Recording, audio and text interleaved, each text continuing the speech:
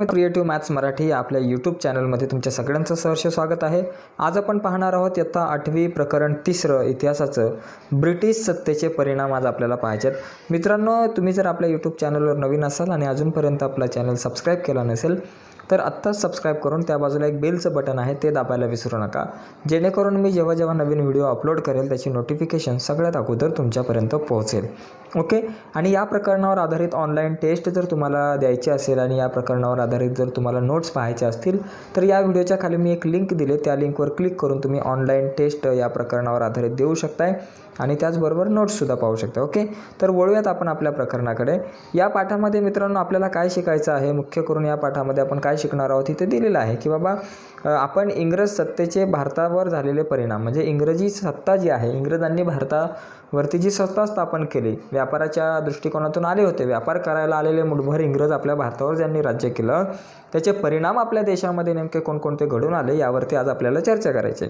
हे बघा, या ठिकाणी ब्रिटिश ईस्ट इंडिया कंपनी, बघा ब्रिटिश ईस्ट इंडिया कंपनीची स्थापना, ईस्ट इंडिया कंपनी ही ब्रिटिशची कंपनी, त्याची स्थापना कशी झाली बघा। भौगोलिक शोधांमुळे युरोपीय सत्ता भारताच्या किनाऱ्यावर कशा येऊन पोचल्या हे आपण पाहिलेले आहे। म्हणजे वास्को द गामा भारताच्या कालिकत या बंदरावर सुरुवातीला आला, त्यानंतर भारतामध्ये पोर्तुगज, डच, फ्रेंच, ब्रिटिश असे सर्व युरोपीय भारताची बाजारपेठ काबीज करण्याच्या सत्ता स्पर्धेत उतरले। भारताची बाजारपेठ, कारण इंग्लंडमध्ये झाली होती औद्योगिक क्रांती, तिचे पडसाद उमटत होते जगामध्ये आणि युरोपमधल्या सर्व देशांना नवीन बाजारपेठा शोधायच्या होत्या, तर भारताकडे वळाले होते हे 4 देश, पोर्तुगज, डच, फ्रेंच आणि ब्रिटिश। हे सगळेजण भारताची बाजारपेठ काबीज करण्याच्या दृष्टिकोनातून या सत्ता स्पर्धेमध्ये उतरले। इंग्रज जे आहेत बघा, इंग्रज भारतात व्यापाराच्या निमित्ताने आले तेव्हा भारतात आधीच असलेल्या पोर्तुगीजांचा त्यांना कडवा विरोध होता। म्हणजे पोर्तुगीज आधी आले होते, कारण पोर्तुगीज हे सगळ्यात पहिले आले, कारण सगळ्यात अगोदर वास्को द गामा कालिकत बंदरावर पोचला, पण पोर्तुगीज जे आहे या पोर्तुगीजांनंतर इंग्रज भारतामध्ये येण्याचा प्रयत्न करत होते, त्यावेळेस या इंग्रजांना पोर्तुगीजांचा खूप मोठ्या प्रमाणात कडवा विरोध झाला। नंतरच्या काळात इंग्लंड पोर्तुगीज संबंध मैत्रीचे होऊन विरोध थोडासा कमी झाला, परंतु भारतावर वर्चस्व प्रस्थापित करण्याच्या स्पर्धेत इंग्रजांना फ्रेंच, डच व स्थानिक सत्ताधीशांच्या विरोधाला तोंड द्यावे लागले। त्याच्यामध्ये इंग्रज आणि मराठे, बघा मराठ्यांचा खूप कडवा विरोध इंग्रजांना झाला। मराठ्यांचा महाराष्ट्रातील आपल्या मुंबई हे इंग्रजांचे पश्चिम भारतातील प्रमुख केंद्र होते, त्याच्या जवळपासचा प्रदेश मिळवण्याचा प्रयत्न त्यांचा होता, परंतु या प्रदेशावर मराठ्यांची घट्ट पकड होती। माधवराव पेशवे यांच्या मृत्यूनंतर त्यांचा चुलता रघुनाथराव पेशवेपदाच्या लालसेपोटी इंग्रजांची मदत त्यांनी केली, त्यामुळे मराठ्यांच्या राजकारणात इंग्रजांचा शिरकाव झाला। हा जो रघुनाथराव पेशवे जे आहेत ना, यांनी सत्तेच्या लालसेपोटी इंग्रजांची मदत मागितली आणि त्याच्यामुळे मराठ्यांच्या राजकारणात इंग्रजांचा शिरकाव झाला, नाहीतर मराठ्यांच्या राजकारणामध्ये इंग्रजांचा शिरकाव नसता झाला, इतिहास काहीतरी वेगळा असता। अशा प्रकारच्या लालसेपोटीच आपला देश मागं राहिला, आपला महाराष्ट्र मागं राहिला काही लोकांमुळे। ओके, पुढे बघा मित्रांनो, पुढचा मुद्दा जर आपण पाहिला तर 1774 ते 1818 या दरम्यान मराठे व इंग्रज यांच्यात 3 युद्ध झाले। पहिल्या युद्धात मराठा सरदारांनी एकजुटीने इंग्रजांना तोंड दिले, त्यामुळे मराठ्यांची सरशी झाली, मराठ्यांचा विजय झाला आणि 1872 साली सालबाईचा तह होऊन पहिले इंग्रज मराठा युद्ध संपले। पहिले इंग्रज मराठा युद्ध जे झाले त्याच्यामध्ये मराठे का जिंकले, कारण पहिल्या युद्धामध्ये मराठा सरदारांनी एकजुटीने इंग्रजांना तोंड दिले। जर एकजुटीने नसते लढले तर मराठे नसते जिंकले। एकजूट खूप महत्त्वाची आहे मित्रांनो। तैनाती फौज, पुढे बघा, तैनाती फौज ही संकल्पना इंग्रजांनी निर्माण केली होती। नेमकी काय बाबा, 1798 लक्षात घ्या, रिकाम्या जागेला येऊ शकतं। 1798 मध्ये लॉर्ड वेल्लेस्ली गव्हर्नर जनरल म्हणून भारतात आला। सर्व भारतावर इंग्रजांचे वर्चस्व प्रस्थापित करण्याचे त्याचे धोरण होते की सगळा भारत माझ्या काबीज असला पाहिजे, त्यामुळे सगळ्या देशावरती यांचं इंग्रजांचं वर्चस्व असलं पाहिजे असं त्याला वाटत होतं। त्यासाठी त्याने अनेक भारतीय सत्ताधीशांशी तैनाती फौजेचा करार केला आता ही तैनाती फौज म्हणजे काय? या करारानुसार भारतीय सत्ताधीशांना इंग्रजांच्या लष्करी मदतीचे आश्वासन देण्यात आले. म्हणजे इंग्रजांना भारतामध्ये जे काही छोटे छोटे सत्ताधीश आहेत त्यांना इंग्रज मदत करणार, इंग्रजी सैन्य त्यांना मदत करणार. ओके. मात्र त्यासाठी काही अटीसुद्धा घालण्यात आल्या, कारण मदत करणार म्हटल्यावर काहीतरी अटी, काहीतरी फायदा. इंग्रज कसे कोल्ह्यासारखे धुरतं, त्यामुळे ते फायद्यासाठीच सगळ्या गोष्टी करणार. भारतीय राज्यकर्त्यांनी त्यांच्या राज्यात इंग्रजांचे बघा त्यासाठी काही अटी घातल्या. त्याच्यातली अट काय? भारतीय राज्यकर्त्यांनी त्यांच्या राज्यात इंग्रजांचे लष्कर ठेवावे. म्हणजे तैनाती फौज त्यांच्या राज्यामध्ये इंग्रजांचं लष्कर ठेवावं. त्या लष्कराच्या खर्चासाठी रोख रक्कम किंवा तेवढ्या उत्पन्नाचा प्रदेश कंपनीला तोडून द्यावा. आता ते जे सैन्य ठेवणार इंग्रजांचे, तर त्याला काहीतरी पैसे द्यावे लागणार, रोख रक्कम द्यायची त्यांच्या खर्चासाठी, किंवा तेवढी जमीन द्यायची, तेवढा प्रदेश कंपनीला द्यायचा. त्यांनी इतर सत्ताधीशांशी इंग्रजांच्या मध्यस्थीने संबंध ठेवावे. आपल्या दरबारी इंग्रजांचा रेसिडेंट म्हणजे प्रतिनिधी ठेवावा, अशा त्या अटी. म्हणजे ही अट काय की इंग्रजांच्या मध्यस्थीशिवाय दुसऱ्या कुठल्याही राज्यातील राजाशी किंवा कुठल्याही व्यक्तीशी तुम्ही कुठल्याही प्रकारचा संबंध ठेवायचा नाही. जर तुम्हाला काही संबंध ठेवायचे असतील तर आमची मध्यस्थी घ्यायची, इंग्रजांची मध्यस्थी घ्यायची, तरच संबंध तुम्हाला ठेवता येईल. आणि आपल्या दरबारी म्हणजे ज्या राजाने तैनाती फौजेची जी काही कन्सेप्ट आहे ती स्वीकारली असेल, तैनाती फौज स्वीकारली असेल, त्या राज्यामध्ये इंग्रजांचा एक रेसिडेंट असणार, म्हणजे प्रतिनिधी ठेवावा लागणार आहे, अशा त्या अटी होत्या. आणि भारतातील या सत्ताधीशांनी ही पद्धत स्वीकारली व आपले स्वातंत्र्य गमावले. 1802 मध्ये दुसऱ्या बाजीराव पेशव्याने इंग्रजांशी तैनाती फौजेचा करार केला. 1802 मध्ये हा करार वसईचा तह म्हणून प्रसिद्ध आहे. 1802 मध्ये दुसऱ्या बाजीरावने तह केला आणि हा जो करार आहे तो वसईचा तह म्हणून प्रसिद्ध आहे. परंतु हा तह काही मराठा सरदारांना मान्य नव्हता. त्यामुळे इंग्रज मराठा दुसरे युद्ध झाले. त्यातील विजयानंतर इंग्रजांचा मराठी राज्यातील हस्तक्षेप वाढू लागला. इथं इंग्रज मराठा दुसरं युद्ध झालं, यामध्ये मराठ्यांचा पराभव झाला आणि तेव्हापासून इंग्रजांचा मराठी राज्यातील हस्तक्षेप वाढू लागला. तो असह्य होऊन दुसऱ्या बाजीरावांनी इंग्रजांविरुद्ध युद्ध पुकारले आणि या युद्धात, तिसऱ्या युद्धात सुद्धा त्याचा पराभव झाला. 1818 मध्ये त्यांनी शरणागती पत्करली. दरम्यान मुघलांची राजधानी दिल्ली प्रत्यक्षात दौलतराव शिंदे यांच्या नियंत्रणाखाली होती. बघा, शिंद्यांच्या फौजेचा पराभव करून जनरल नेक याने मुघल बादशहाला ताब्यात घेऊन हिंदुस्थान जिंकला. म्हणजे अशा प्रकारे हिंदुस्थान जो लागला हातामध्ये इंग्रजांच्या, तो मराठ्यांशी युद्ध करून मराठ्यांकडून भारत जिंकला, असं काही ठिकाणी म्हटलं जातं. छत्रपती प्रतापसिंह, आता बघू यांचा पराक्रम बघू. पेशवाईचा अस्त झाला तरी सातारचे छत्रपती प्रतापसिंह गादीवर होते. इंग्रजांनी छत्रपती प्रतापसिंहांशी तह करून ग्रँड डफ या अधिकाऱ्याची त्यांना राज्यकारभारात मदत करण्यासाठी नेमणूक केली. परंतु नंतर त्यांना गादीवरून पदच्युत करून काशी येथे पाठवण्यात आले आणि तेथे त्यांचा मृत्यू झाला 1847 मध्ये. छत्रपती प्रतापसिंहांचे कारभारी रंगो बापूजी गुप्ते यांनी इंग्लंडपर्यंत जाऊन या अन्यायाविरुद्ध दाद मागण्याचा प्रयत्न केला होता, परंतु त्यांच्या न्याय मिळवण्याच्या प्रयत्नांना यश आलं नाही. पुढे लॉर्ड डलहौसी याने दत्तक विधान नामंजूर करून 1848 मध्ये साताऱ्याचे राज्य खालसा केले. ओके, बघा, तर अशा प्रकारे हा इतिहास आहे मित्रांनो. पुढे बघा, तुम्हाला हे माहिती आहे का? काय दिलं याच्यामध्ये? छत्रपती प्रतापसिंह यांनी सातारा शहरात येतेश्वराच्या देवलायाच्या मागील बाजूस व महादरा येथे तलाव बांधून त्याचे पाणी शहरात खेळवले. शहरात रस्ते बांधले, रस्त्यांच्या दोन्ही बाजूंना झाडे लावली. मुलामुलींना संस्कृत, मराठी, इंग्रजी शिकवण्यासाठी पाठशाळा बांधली. तेथेच एक छापखाना काढला आणि अनेक उपयुक्त ग्रंथ छापून घेतले.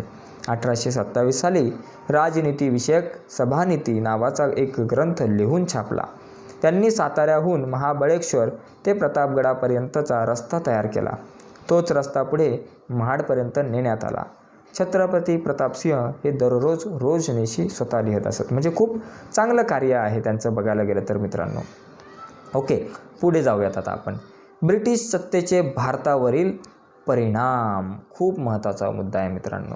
खूप वाईट परिणाम झाले, काही चांगले झाले, पण जास्त करून वाईट परिणाम ब्रिटिश सत्तेचे भारतावरती झालेले दिसून येतात. सगळ्यात पहिला मुद्दा, दुहेरी राज्यव्यवस्था म्हणजे काय? खूप महत्त्वाचा मुद्दा आहे. विविध प्रकारच्या स्पर्धा परीक्षांमध्ये यावर आधारित प्रश्न विचारले जातात. पुढे जाण्याच्या अगोदर एक विनंती आहे मित्रांनो, जर नवीन असाल तर चॅनल सबस्क्राईब करून त्या बाजूला असलेलं बेलचं बटन दाबा. आणि त्याचबरोबर या प्रकरणावर आधारित नोट्स आणि ऑनलाईन टेस्ट द्यायची असेल तर या व्हिडिओच्या खाली मी लिंक दिली, त्या लिंकवर क्लिक करून ऑनलाईन टेस्ट द्या. ओके. रॉबर्ट क्लाइव्ह नावाचा जो व्यक्ती आहे त्याने 1765 साली बंगालमध्ये दुहेरी राज्यव्यवस्था अस्तित्वात आणली. सगळ्यात पहिली दुहेरी राज्यव्यवस्था कोणी आणली तर रॉबर्ट क्लाइव्हने. ही गोष्ट लक्षात घ्या. रॉबर्ट क्लाइव्ह याचं नाव दुहेरी अर्थव्यवस्थेशी जोडलं जातं किंवा तुम्हाला जोड्या लावायला रिकाम्या जागाला यावर प्रश्न येऊ शकतो. रॉबर्ट क्लाइव्ह याने दुहेरी अर्थव्यवस्थेची सुरुवात बंगालमध्ये सर्वात आधी केली. आता याचे ही म्हणजे काय नेमकी बघा. महसूल गोळा करण्याचे काम कंपनीने हाती घेतले, तर शांतता व सुव्यवस्था राखण्याचे काम बंगालच्या नवाबाकडे ठेवले. यालाच दुहेरी राज्यव्यवस्था म्हणजे पैसा जमा करायचा, कर जमा करायचा, कर गोळा करायचं, महसूल कोणी गोळा करायचं? कंपनीने. आणि शांतता आणि सुव्यवस्था राखायची बंगालच्या नवाबाने. म्हणजे ज्याने सुव्यवस्था राखायची एकाने, पैसे दुसऱ्याने जमा करायचे, याला दुहेरी राज्यव्यवस्था आपण म्हणतो. याचे परिणाम खूप वाईट झाले मित्रांनो. बघा, दुहेरी राज्यव्यवस्थेचे परिणाम कालांतराने दिसू लागले. सामान्य जनतेकडून कर रूपाने वसूल केलेले पैसे कंपनीतील अधिकाऱ्यांनी स्वतःच्या खिशात घातले. भारतातील व्यापाराचा मागता फक्त ईस्ट इंडिया कंपनीला दिल्यामुळे इंग्लंडमधील अनेक व्यापाऱ्यांना कंपनीचा हेवा वाटत होता. कंपनीच्या भारतावरील कारभारावर इंग्लंडमध्ये टीका होऊ लागली. तेव्हा कंपनीच्या कारभारावर नियंत्रण ठेवण्यासाठी इंग्लंडच्या पार्लमेंटने काही महत्त्वाचे कायदे केले. बघा, हे काही परिणाम झालेत मित्रांनो, की याच्या दुहेरी राज्यव्यवस्थेमध्ये कालांतराने सामान्य जनतेकडून कर रूपाने घेतलेले पैसे कंपनीच्या अधिकाऱ्यांच्या खिशात जाऊ लागले. ही गोष्ट जी आहे म्हणजे भारतातील व्यापाराचा मागता ईस्ट इंडिया कंपनीला दिल्यामुळे इंग्लंडमधील जे काही अनेक कारागीर होते किंवा इंग्लंडमधील जे काही अनेक लोक होते त्यांना म्हणजे टीका करू लागले. ते लोक, त्यांना हेवा वाटू लागला या ईस्ट इंडिया कंपनीचा आणि ते टीका करू लागले. ओके. आणि पुढे बघा, त्यामुळे कंपनीच्या कारभारावर नियंत्रण ठेवण्यासाठी इंग्लंडच्या पार्लमेंटने काही महत्त्वाचे कायदे निर्माण केले. ओके. आता पुढे जाऊ. आता हे कायदे नेमके कुठले बघा. सगळ्यात पहिला आणि महत्त्वाचा कायदा 1773ला एक कायदा करण्यात आला. या ठिकाणी तुमच्या लक्षात येईल की 1773च्या रेग्युलेटिंग ॲक्टनुसार बंगालच्या गव्हर्नर जनरल हा हुद्दा देण्यात आला. बघा, हा खूप महत्त्वाचा मुद्दा आहे की 1773ला एक रेग्युलेटिंग ॲक्ट म्हणजे त्याला नियामक कायदा असं म्हणतात मराठीमध्ये. त्यानुसार बंगालचा जो गव्हर्नर आहे त्या गव्हर्नरला गव्हर्नर जनरल हा हुद्दा, म्हणजे नाव बदललं, गव्हर्नरच्या ऐवजी गव्हर्नर जनरल असं म्हणू लागलं, म्हणण्यात आलं. या ॲक्टनुसार लॉर्ड वॉरेन हेस्टिज हा गव्हर्नर जनरल झाला. म्हणजे पहिला जो गव्हर्नर जनरल आहे तो कोण होता? लॉर्ड वॉरेन हेस्टिज असं या ठिकाणी तुम्ही सांगू शकता. हा प्रश्नसुद्धा येऊ शकतो. मुंबई व मद्रास इलाख्यांच्या धोरणावर नियंत्रण ठेवण्याचा अधिकार त्याला मिळाला. म्हणजे मुंबई आणि मद्रास ही जे दोन इलाखे आहेत, हे जे दोन विभाग आहेत, त्यांच्या कामकाजावरती, धोरणावरती नियंत्रण ठेवण्याचा अधिकार कोणाला मिळाला? गव्हर्नर जनरलला. कोण होता? जो लॉर्ड वॉरेन हेस्टिज होता. त्याच्या मदतीला 4 सदस्य नेमण्यात आले. ओके. आता पुढे बघा, 1884मध्ये पीटचा भारतविषयक कायदा मंजूर झाला. बघा, पीटचा भारतविषयक कायदा, पीट्स ॲक्ट्स त्याला आपण म्हणू. कंपनीच्या भारतातील राज्यकारभारावर पार्लमेंटचे नियंत्रण ठेवण्यासाठी एक कायम स्वरूपाचे नियामक मंडळ स्थापन करण्यात आले. म्हणजे कंपनीचा भारतामधील जो राज्यकारभार आहे त्याच्यावरती नियंत्रण ठेवण्यासाठी एक कायम स्वरूपाचे नियामक मंडळ स्थापन करण्यात आले. कंपनीला भारतातील राज्यकारभाराविषयी आदेश देण्याचा अधिकार या मंडळाला देण्यात आला. 1813, 1833, 1853 या काळामध्ये किंवा मध्ये कंपनीच्या कारभारात फेरबदल करणारे कायदे पार्लमेंटने केले. अशा प्रकारे कंपनीच्या प्रशासनावर ब्रिटिश सरकारचे अप्रत्यक्ष नियंत्रण आले. म्हणजे ब्रिटिश सरकारचे अप्रत्यक्ष नियंत्रण आलेले आहे. याची कारणं पण अनेक होती. कारण खूप अतिरेक केला कंपनीने. ईस्ट इंडिया कंपनीतील जे काही अधिकारी होते त्यांनी खूप मोठ्या प्रमाणामध्ये अन्याय केला येथील जनतेवरती, खूप चुकीच्या पद्धतीने गैरफायदा घेतला. त्यामुळं या प्रकारचे कायदे पार्लमेंटला करावे लागले. यामध्ये इंग्रज सत्तेच्या आगमनापाठोपाठ नवीन प्रशासकीय पद्धत भारतामध्ये रूढ झाली. मुलकी नोकरशाही, लष्कर, पोलीस दल, न्यायसंस्था हे इंग्रजांच्या भारतातील प्रशासनाचे प्रमुख आधारस्तंभ आहे. इंग्रज आले नसते तर कदाचित या गोष्टी पण आल्या नसत्या. या गोष्टी चांगल्या झाल्या बाबा, मुलकी नोकरशाही, लष्कर आहे, पोलीस दल आहे, न्यायसंस्था निर्माण झाल्या. या काही पॉझिटिव्ह गोष्टीसुद्धा इंग्रजांच्या भारतामध्ये आल्यामुळे झालेल्या आहे. पण तितकंच शोषण येथील जनतेचं, येथील शेतकऱ्यांचं, येथील सामान्य जनताचं, आपल्या देशाचं झालेलं आहे. यामध्ये मुलकी नोकरशाही हा भाग आपण समजून घेऊया. या ठिकाणी मुलकी नोकरशाही म्हणजे काय? भारतात इंग्रजांची सत्ता दृढ करण्यासाठी इंग्रजांना नोकरशाहीची गरज होती. लॉर्ड कॉर्नवालिस याने नोकरशाहीची निर्मिती केली. मुलकी नोकरशाही हा इंग्रज शासनाचा महत्त्वाचा घटक बनला. लॉर्ड कॉर्नवालिस याने मुलकी नोकरशाहीची निर्मिती केली. कंपनीच्या अधिकाऱ्यांनी खाजगी व्यापार करू नये असा नियम त्याने घालून दिला. त्यासाठी त्याने अधिकाऱ्यांचे पगार वाढवले. म्हणजे एक गोष्ट चांगली केली की बाबा तुम्ही खाजगी व्यापार करू नका, तुम्ही कंपनीचे सेवक आहात ना, कंपनीचंच काम करा, स्वतःचा व्यवसाय करू नका. त्यासाठी पगारसुद्धा वाढवण्यात आले. प्रशासनाच्या सोयीसाठी त्याने इंग्रजांच्या ताब्यातील प्रदेशांची जिल्हावार विभागणी केली आणि जिल्हाधिकारी हा जिल्हा प्रशासनाचा प्रमुख असे, म्हणजे प्रत्येक जिल्हावार विभागणी केली त्यांनी त्याच्या राज्यकारभाराची. आणि एका जिल्ह्याचा प्रमुख जिल्हा अधिकारी, ज्याला आपण कलेक्टर म्हणतो. आजसुद्धा जिल्हाधिकारी आहे आपल्याकडं प्रत्येक जिल्ह्याचा. आता यामध्ये महसूल गोळा करणे, न्याय देणे, शांतता व सुव्यवस्था राखणे ही त्या जिल्हाधिकाऱ्याची जबाबदारी असे. अधिकाऱ्यांची भरती इंडियन सिव्हिल सर्व्हिसेस म्हणजे ICA या स्पर्धात्मक परीक्षेद्वारे केली जाऊ लागली. आज MPSC किंवा UPSC union public service commission, केंद्रीय लोकसेवा आयोग आणि राज्य लोकसेवा आयोग यांच्या माध्यमातून आज अशा प्रकारच्या परीक्षा होतात, स्पर्धा परीक्षा. पण पूर्वी ICSच्या माध्यमातून या परीक्षा घेतल्या जायच्या, ही नोकर भरती केली जायची. जो हुशार त्याला प्राधान्य. पुढे बघा, आणखी काही आपल्याकडे पानं आहेत. या ठिकाणी जवळपास 2-3 पानं आहेत, पण बघू जास्तीत जास्त भाग आजच्या या लेक्चरमध्ये आपण करून घेण्याचा प्रयत्न करूयात. पुढे बघा, लष्कर व पोलीस दल इथे जर आपण विचार केला, लष्कर आणि पोलीस दल भारतातील इंग्रजांच्या ताब्यातील प्रदेशांचे संरक्षण करणे, नवे प्रदेश हस्तगत करणे व भारतातील इंग्रजांविरोधी उठाव मोडून काढणे ही लष्कराची कामे होती. देशात कायदा व सुव्यवस्था राखणे हे पोलीस दलाचे काम होते. बघा, लष्कर आणि पोलीस म्हणजे भारतातील इंग्रजांच्या ताब्यातील प्रदेशाचे संरक्षण करणे, नवीन प्रदेश हस्तगत करणे, भारतातील इंग्रजांविरोधात जे काही उठाव छोटे मोठे होतील ते दडपून टाकणे, ते मोडून काढणे ही लष्कराची कामे, आणि देशामध्ये कायदा आणि सुव्यवस्था निर्माण करणे, राखणे ही कामं पोलिसांची होती. यानंतर न्यायव्यवस्था हा एक महत्त्वाचा घटक आहे. यामध्ये काय बघा की इंग्लंडमधील न्यायव्यवस्थेच्या धर्तीवर इंग्रजांनी भारतात एक नवीन न्यायव्यवस्था स्थापन केली.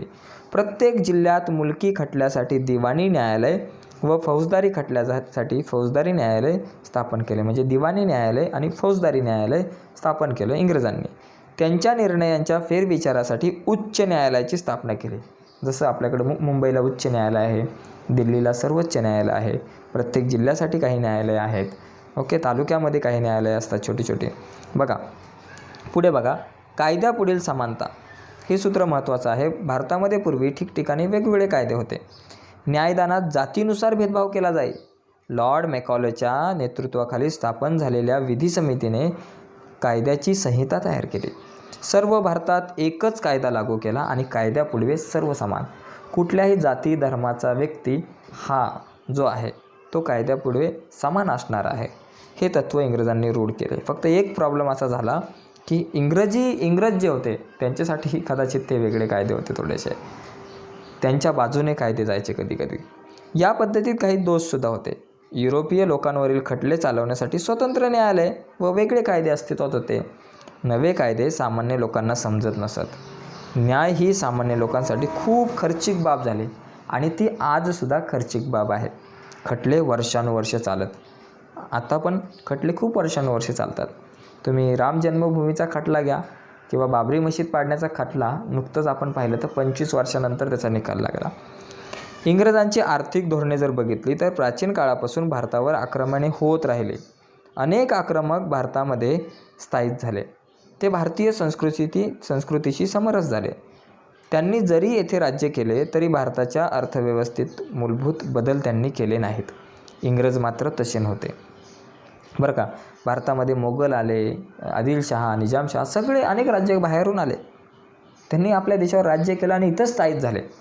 पण इथली जी मूळ अर्थव्यवस्था आहे तिच्यामध्ये कुठल्याही प्रकारचे बदल केले नाही त्यांनी. ते जसंच्या तसं ठेवलं ते स्वरूप. पण इंग्लंड हे आधुनिक राष्ट्र होते. औद्योगिक क्रांतीमुळे तेथे भांडवलशाही अर्थव्यवस्था रूढ झाली होती. या अर्थव्यवस्थेला पोषक अशी अर्थव्यवस्था त्यांनी भारतात रुजवली. त्यामुळे इंग्लंडचा आर्थिक लाभ झाला, परंतु भारतीयांचे मात्र आर्थिक नुकसान झाले, कारण इथला सगळा पैसा बाहेर जायचा. यानंतर जमीन महसूल विषयक धोरण आपण बघूयात. इंग्रजी अंमल सुरू होण्यापूर्वी खेड्यातील अर्थव्यवस्था स्वयंपूर्ण होते. शेती व इतर उद्योग यांच्याद्वारे गावाच्या गरजा गावातच पूर्ण केल्या जात. जमीन महसूल हे राज्याच्या उत्पन्नाचे प्रमुख साधन होते. इंग्रजपूर्व काळात पीकरूप शेतसारा आकारला जात असे. पीक चांगले आले नाही तर शेतसाऱ्यात सूट मिळे. प्रमुख महसूल प्रामुख्याने धान्य रूपाने घेतला जाई. शेतसारा भरण्यास उशीर झाला तरी शेतकऱ्यांकडून जमीन घेतली जात नसे. तर ह्या चांगल्या गोष्टी होत्या आणि भारतीय खेडी ही स्वयंपूर्ण होती. अर्थव्यवस्था मजबूत होती त्यामुळे आपल्या देशाची. इंग्रजपूर्व काळामध्ये पीक रूपामध्ये म्हणजे धान्याच्या स्वरूपामध्ये शेतसारा गोळा केला जायचा. ओके. आणि जर एखाद्या वेळेस जर दुष्काळ आला तर ते शेतसाऱ्यामध्ये सवलत मिळत असे. परंतु इंग्रजांच्या काळामध्ये तसं नव्हतं. उत्पन्न वाढवण्यासाठी इंग्रजांनी महसूल पद्धतीत महत्त्वाचे बदल केले. इंग्रजांनी जमिनीची मोजणी करून जमिनीच्या क्षेत्रानुसार शेतसाऱ्याची आकारणी निश्चित केली. रोख रकमेत व ठराविक वेळेत शेतसारा भरावा अशी सक्ती केली. शेतसारा वेळेत न भरल्यास जमिनीची जप्ती केली जाई आणि असा नियम केला. महसूल गोळा करण्याची इंग्रजांची पद्धत भारताच्या वेगवेगळ्या भागात वेगवेगळी होती आणि सर्वत्र शेतकऱ्यांचे शोषण. म्हणजे यांनी महसूल गोळा करण्याच्या दृष्टिकोनातून शेतकऱ्यांचं शोषण चालू केलं आणि सगळा पैसा इंग्लंडकडे नेण्याचा प्रयत्न त्यांचा सुरू झाला. नव्या जमीन महसूल व्यवस्थेचे परिणाम बघा. नव्या जमीन महसूल व्यवस्थेचे अनिष्ट परिणाम ग्रामीण जमिनीवर झाले किंवा जीवनावर झाले. शेतसारा भरण्यासाठी येईल त्या किमतीला शेतकरी पीक विकू लागले. व्यापारी व दलाल वाजवीपेक्षा कमी दराने त्यांचा माल खरेदी करू लागले. प्रसंगी शेतकऱ्यांना सारा भरण्यासाठी सावकाराकडे गहाण टाकून कर्ज घ्यावे लागले आणि इथून शेतकऱ्याची बर्बादी सुरू झाली, कारण आपला शेतकरी कर्जबाजारी होऊ लागला. कर्जफेड झाली नाही तर त्यांना आपल्या जमिनी विकाव्या लागत. सरकार, जमीनदार, सावकार, व्यापारी हे सर्व शेतकऱ्यांचे शोषण करत. चारही बाजूने शेतकऱ्यांचं शोषण सुरू झालं आणि शेतीचं व्यापारीकरण सुरू झालं. कसं बघा. पूर्वी शेतकरी प्रामुख्याने अन्नधान्य पिकवत. हे अन्नधान्य त्यांना घरच्या वापरासाठी व गावाची गरज भागवण्यासाठी उपयोगी पडत असे. कापूस, नीळ, तंबाखू, चहा इत्यादी नगदी पिकांना इंग्रज सरकार उत्तेजन देऊ लागले. अन्नधान्यांच्या लागवडीपेक्षा नफा मिळवून देणारी व्यापारी पिके घेण्यावर जो भर दिला जाऊ लागला त्या प्रक्रियेला शेतीचे व्यापारीकरण असे म्हणतात. म्हणजे पूर्वीच्या काळामध्ये गहू, तांदूळ यांसारखी पिके घेतली जात जेणेकरून घरामध्ये किंवा गावाच्या गरजा भागवण्यासाठी उपयोगी पडत. परंतु नंतर व्यापारीकरण झालं शेतीचं आणि कापूस, नीळ, तंबाखू, चहा यांसारखी पिके घेऊ लागली. याला शेतीचे व्यापारीकरण असे आपण म्हणू शकतो. यानंतर बघा दुष्काळ. इथे जर आपण विचार केला तर आपल्याकडं 1660 ते 1900 या काळात भारतात मोठे दुष्काळ पडले. परंतु इंग्रज राज्यकर्त्यांनी दुष्काळ निवारणासाठी पुरेसे प्रयत्न केले नाहीत. तसेच पाणी पुरवठ्याच्या योजनांवर फारसा खर्च केला नाही. ओके. आणि या दुष्काळाचे खूप वाईट परिणाम आपल्याला दिसून येतात. वाहतूक, दळणवळण व्यवस्थेत सुधारणा झाल्या. ह्या चांगल्या गोष्टी झाल्या बाबा. इंग्रजांनी व्यापारवृद्धी आणि प्रशासनाची सोय यासाठी भारतात वाहतूक व दळणवळण यांच्या आधुनिक सोयीसुविधा निर्माण केल्या. कोलकाता व दिल्ली यांना जोडणारा महामार्ग त्यांनी बांधला. 1853 साली मुंबई ठाणे रेल्वे मार्गावर आगगाडी धावू लागली. बघा, लक्षात घ्या, 1853 साली मुंबई आणि ठाणे या रेल्वे मार्गावर आगगाडी सुरू झाली. म्हणजे इंग्रजांच्या काळात वाहतूक, दळणवळण वाढलं, रेल्वे सुविधा आल्या, महामार्ग वाढले, रेल्वे मार्ग वाढले. याच वर्षी तारायंत्राद्वारे संदेश पाठवण्याची यंत्रणा इंग्रजांनी भारतात सुरू केली. ओके. या यंत्रणेने भारतातील प्रमुख शहरे आणि लष्करी ठाणे एकमेकांना जोडली गेली. याचप्रमाणे इंग्रजांनी डाक व्यवस्थासुद्धा सुरू केली. ओके, डाक व्यवस्था म्हणजे पत्र. या सगळ्या सुधारणांमुळे भारतीय समाज जीवनावर दूरगामी परिणाम झाले. देशाच्या विविध भागांमधील लोकांचा परस्परांशी संपर्क वाढला. त्यामुळे त्यांच्यातील एकतेची भावना वाढण्यास हातभार लागला. या चांगल्या गोष्टी झाल्या मित्रांनो. आता यामध्ये भारतातील जुन्या उद्योगधंद्यांचा ऱ्हास हा कसा झाला बघा. भारतातून इंग्लंडला जाणाऱ्या मालावर इंग्रज सरकार जबरदस्त कर आकारत असे आणि याच्या उलट इंग्लंडमधून भारतात येणाऱ्या मालावर अतिशय कमी कर आकारण्यात येई. तसेच इंग्लंडमधून येणारा माल हा यंत्रावर तयार झालेला असे, त्यामुळे त्याचे उत्पादन मोठ्या प्रमाणात कमी खर्चात होत असे आणि अशा स्वस्त मालाशी स्पर्धा करणे भारतीय कारागिरांना कठीण झाले. परिणामी भारतातील पारंपरिक उद्योगधंदे बंद पडले व कारागीर बेकार झाले. ही खूप वाईट गोष्ट आहे. म्हणजे भारतामधून बाहेर जाणारा जो माल आहे, इंग्लंडकडे जाणारा जो माल आहे, त्याच्यावर खूप मोठ्या प्रमाणात टॅक्स लागला जायचा, कर लागला जायचा. त्याच्यामुळे तो माल बाहेर महाग विकला जायचा आणि इंग्लंडमधून ज्यावेळेस भारतामध्ये माल यायचा तो स्वस्त किमतीमध्ये असे, त्याच्यावर कमी टॅक्स. त्याच्यामुळे त्या मालासोबत आपल्या भारतीय मालाची स्पर्धा करणं कठीण होऊ लागलं आणि अनेक उद्योगधंदे पारंपरिक बंद पडले. भारतात नव्या उद्योगधंद्यांचा विकास झाला. कुठला बघा. इंग्रज सरकारचा पाठिंबा, व्यवस्थापनाचा अनुभव व भांडवल इत्यादी गोष्टींच्या अभावामुळे भारतीय उद्योजक मोठ्या संख्येने पुढे येऊ शकले नाहीत. परंतु अशा अडचणींवर मात करूनही काही भारतीयांनी उद्योगांची उभारणी केली. बघा कशी. 1853मध्ये कावसजी नानाभाई दावर यांनी मुंबईत पहिली कापड गिरणी सुरू केली. त्यानंतर 1855मध्ये बंगालमधील रिसरा येथे तागाची पहिली गिरण सुरू झाली. 1907 साली जमशेदजी टाटा यांनी जमशेदपूर येथे टाटा आयर्न अँड स्टील कंपनीचा पोलाद निर्मितीचा कारखाना सुरू केला. जमशेदजी टाटा यांनी जमशेदपूर येथे टाटा आयर्न अँड स्टील कंपनीचा पोलाद निर्मितीचा कारखाना सुरू केला. ही सुद्धा रिकामी जागा लक्षात ठेवा, येऊ शकते परीक्षेला.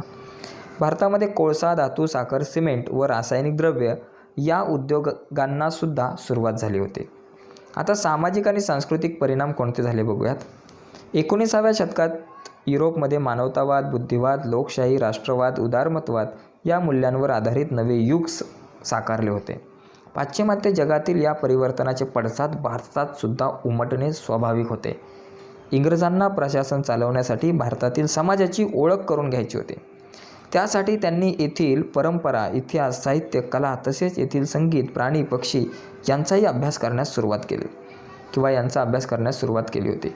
म्हणजे बघा, इंग्लंडमध्ये जर आपण पाहिलं, युरोपमध्ये जर आपण पाहिलं तर मानवतावाद असेल, बुद्धिवाद, लोकशाही, राष्ट्रवाद, उदारमतवाद यांसारख्या मूल्यांवर आधारित एक नवे युग, एक नवीन समूह निर्माण झाला होता आणि त्यामुळे भारतातील समाजाची सुद्धा ओळख करून घेण्याचा त्यांनी प्रयत्न केला. बऱ्याच युरोपियन लोकांना भारतीय संस्कृती हिच्याविषयी कुतूहल होतं, प्रेम होतं, आदर होता आणि त्यासाठी त्यांनी येथील परंपरा, इतिहास, साहित्य, कला, संगीत असेल, प्राणी, पक्षी यांचा अभ्यास करण्यास सुरुवात केली. आता यामध्ये तुम्ही बघू शकताय की 1884 साली विल्यम जोन्स या इंग्रज अधिकाऱ्याने कोलकाता येथे एशियाटिक सोसायटी ऑफ बंगाल या संस्थेची स्थापना केली. कोणी केली? विल्यम जोन्स यांनी एशियाटिक सोसायटी ऑफ बंगाल ही संस्था स्थापन केली. मॅक्स म्युलर हा जर्मन विचारवंत, भारतीय धर्म, भाषा, इतिहास यांचा गाढा अभ्यासक होता. या उदाहरणांमुळे आपणही आपला धर्म, इतिहास, परंपरा यांचा अभ्यास करायला हवा अशी जाणीव नवशिक्षित भारतीयांमध्ये निर्माण होऊ लागले. ओके. इंग्रजांनी अनेक कायदे केले. 1829मध्ये लॉर्ड बेटिंगने सतीबंदीचा कायदा केला. पूर्वी सती म्हणजे एखाद्या महिलेचा पती जो आहे तो जर एक्सपायर झाला, त्याचं निधन झालं तर त्याच्या चितेवरती ह्या महिलेने सुद्धा जायचं, जळायचं, आत्महत्येसारखाच प्रकार होता. हा विद्रूप कायदा जो आहे तो बंद केला.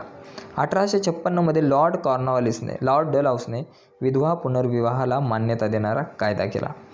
हे कायदे समाज सुधारणेस पूरक ठरले. प्रशासन चालवण्यासाठी ब्रिटिशांना इंग्रजी शिक्षण घेतलेल्या भारतीयांची गरज होती.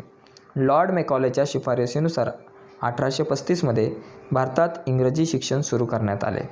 तेव्हा शिक्षणाद्वारे नवे पाश्चात्य विचार, आधुनिक सुधारणा, विज्ञान व तंत्रज्ञान यांची भारतीयांना ओळख करून देण्यात आली आणि 1857 साली कोलकाता, मुंबई, मद्रास येथे विद्यापीठांची स्थापना करण्यात आली. पाश्चात्य शिक्षण घेतलेल्या मध्यम वर्गाने भारतातील सामाजिक प्रबोधनाच्या चळवळीचे नेतृत्व केले. तर मित्रांनो, अशा प्रकारे हे प्रकरण होतं. या प्रकरणावर आधारित ऑनलाईन टेस्ट जर तुम्हाला द्यायची असेल आणि काही नोट्स हव्या असतील तर या व्हिडिओच्या खाली दिलेल्या लिंकवर क्लिक करा. आता इथे काही आपण प्रश्नांची उत्तरे बघूयात. पोर्तुगज, टिंबटिंब, फ्रेंच, ब्रिटिश हे भारताची बाजारपेठ काबीज करण्याच्या सत्ता स्पर्धेत उतरले. यामध्ये डच असणार आहे. ओके. 1802 मध्ये टिंबटिंब पेशव्याने इंग्रजांशी तैनाती फौजेचा करार केला. कोणी केला? थोरले बाजीराव, पेशवे नानासाहेब, दुसरा बाजीराव. ओके. तर दुसरा बाजीराव हे उत्तर मला तर वाटतं करेक्ट असणार आहे. तरीसुद्धा आपण या ठिकाणी बघूयात. तैनाती फौज आपल्याला या ठिकाणी दिसेल. आपण याचं उत्तर शोधूयात. ओके. तैनाती फौज बघा, 1802चा विचार जर केला, 1802 मध्ये दुसऱ्या बाजीरावाने तैनाती फौजेचा करार केला या ठिकाणी आहे. ओके. बघा इथं आहे तुम्हाला 1802 मध्ये हे बघा इथं 1802 मध्ये दुसऱ्या बाजीरावने इंग्रजांशी तैनाती फौजेचा करार केला. तर इथं दुसरा बाजीराव हे उत्तर आपलं या ठिकाणी करेक्ट असणार आहे. ठीक आहे. तैनाती फौजेने दुसरा बाजीराव. त्यानंतर जमशेदजी टाटा यांनी टिंबटिंब येथे टाटा आयर्न अँड स्टील कंपनीचा पोलाद निर्मितीचा कारखाना स्थापन केला. तर तो कुठं? जमशेदपूर येथे. ओके. तर बाकी सगळ्या प्रश्नांची उत्तरे या व्हिडिओच्या खाली तुम्हाला भेटतील लिंकवर क्लिक करून. तर आता आपण थांबूयात. धन्यवाद.